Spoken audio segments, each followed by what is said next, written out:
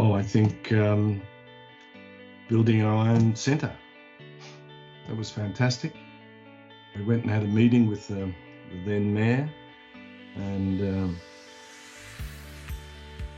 he said, well, look, we've got some land at Mollendina where we could possibly help set you up with an area that, you know, with car parking and all the rest. We had to come up with the money, and they gave us a couple of interest-free loans, and they had hoped that other sporting clubs would be, you know, adjacent or beside us, but that didn't happen. It's never happened. We're out there on our own, which is, you know, we would like to have fed off other clubs and pay off us. But and then across the road is it's an exotic location, the Mollendina refuse station, the big tip rubbish dump, and years ago they used to fill them up, and then they would turn them into playing fields, and that's what they'd hoped to do. But there's been a paradigm shift away from that.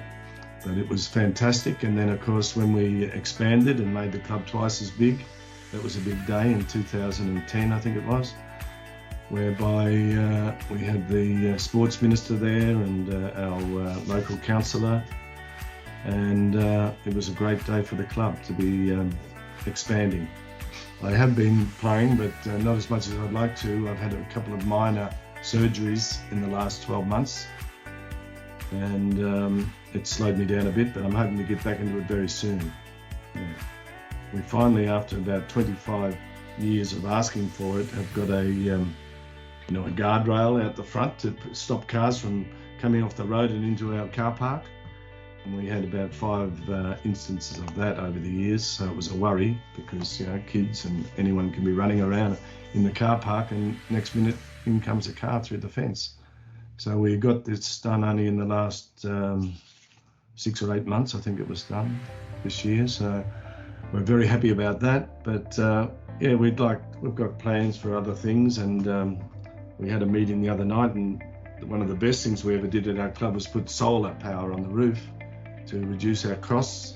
And but of course they don't last forever, so we've got to think about the next lot of solar power in the future. And then we'd like to maybe expand a bit more. We've got a little bit of room out the back. I would like to develop a centre court if we can, but it's a bit of a dream at the moment, but we may get there. Oh, I think I get along with most people, you know, and can talk to most people, and so it's always good to have the right people around you and to be able to communicate with them to get things done. And I think that's, if I've got any talent at all, that might be it, but I'll let others judge that. Well, that's right. I encourage some of the younger ones. We've got a couple of younger ones on our committee, but yeah, we'd like a lot more. And of course, as you know, you probably know that, you know, people play as juniors and then they discover the opposite sex and go on and get married and go out with girls or boys, and then they move away from the club, and then perhaps after they've had a family or the family's grown up a bit, they can then come back to table tennis, you know.